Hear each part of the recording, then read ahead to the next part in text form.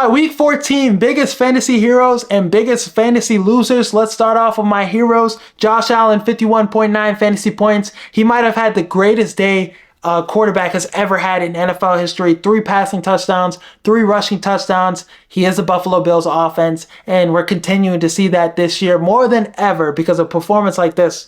82 yards rushing too in this game. The Rams had no answer for him in any capacity, making big time throws, making big time plays with his legs. So Josh Allen, I mean, he might be the greatest athlete in sports, damn near. He's just that fucking good. Just a matchup nightmare on every level on the football field. There's times where he's on the football field with Patrick Mahomes and he's the best quarterback on the field.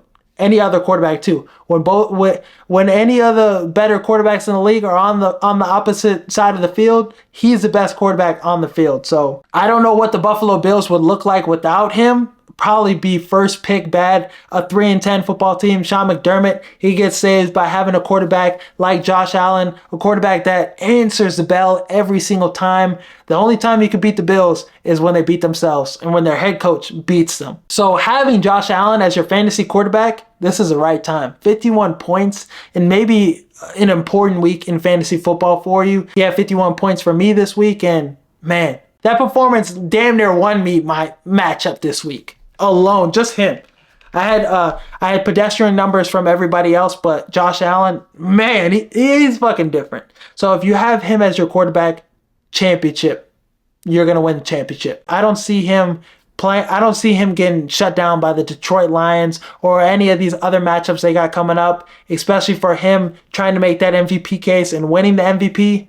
He's gonna need another great performance. A couple more great performances like this because Lamar Jackson hasn't beat in numbers and he's 11th in passing yards right now and they lost, but a performance like this is an MVP level statement game. So feel confident if you have him as your quarterback in fantasy football. Jamar Chase, 45.1 fantasy points this week. He should be in the Offensive Player of the Year conversation. A finalist, him and Saquon Barkley. Obviously, Saquon Barkley is an MVP candidate.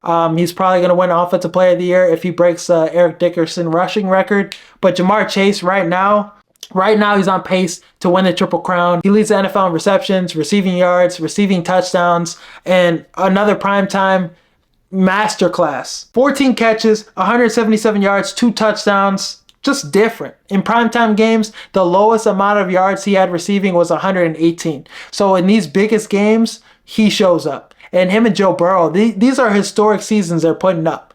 And it's sad, this team has not been good. The defense has been ass, but Jamar Chase, Joe Burrow, Colin Cowherd on his show is like, I'm just watching them like the NBA. I'm just watching to see them two guys play. I'm not watching the defense. I just want to see when Jamar Chase and Joe Burrow have the ball. Because greatness, you're going to see greatness every single time. So if he gets a Triple Crown and he breaks Cooper Kupp's receiving yards record and his receiving touchdowns record, it's going to be a really hard conversation who's going to win Offensive Player of the Year, him or Saquon. Maybe you give Saquon the nod because the record, he's attributing more to winning.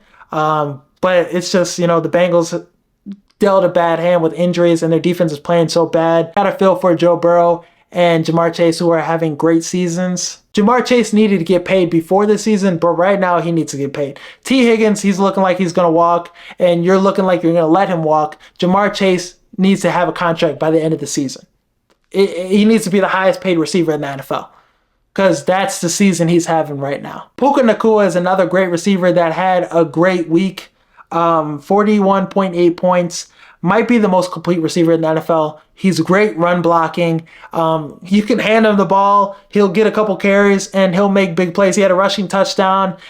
Just the body control, just the balance he plays with. He has great hands, great footwork, great separator, great route runner. He has everything in his arsenal, in his bag as a receiver. He's not as fast as some of the fastest guys in the league. He's not Tyreek Hill fast, but he is still pretty fast. He still has some wheels on him, but you watch him play football.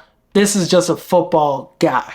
A guy that's in the trenches, blocking. I think he crack blocked the defensive end for the Buffalo Bills, their best edge rusher, and it was a fantastic block.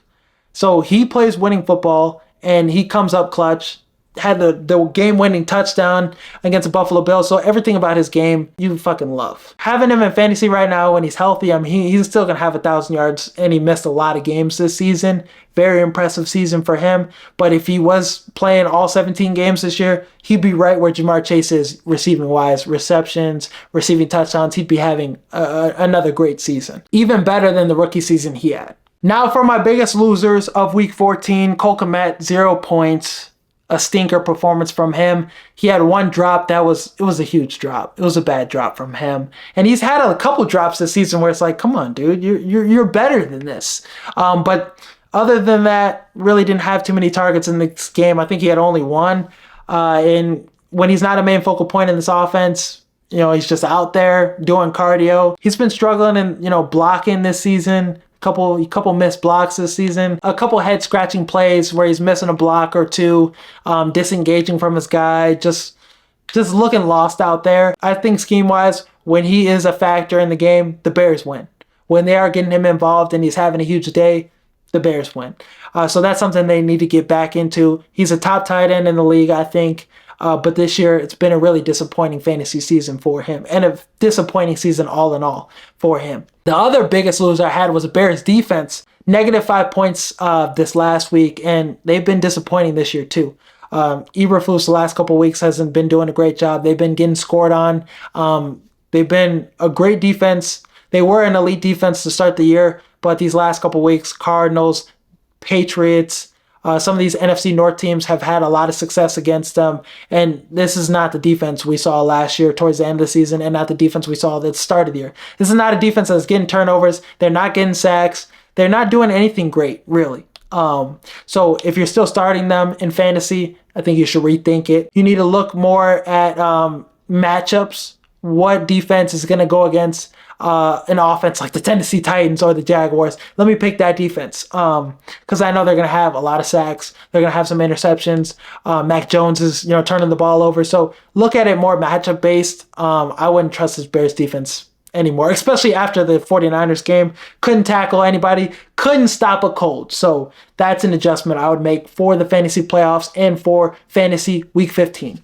Some people thought the NFC North was going to be the worst division in football this season. They thought it was going to be as bad as the NFC South.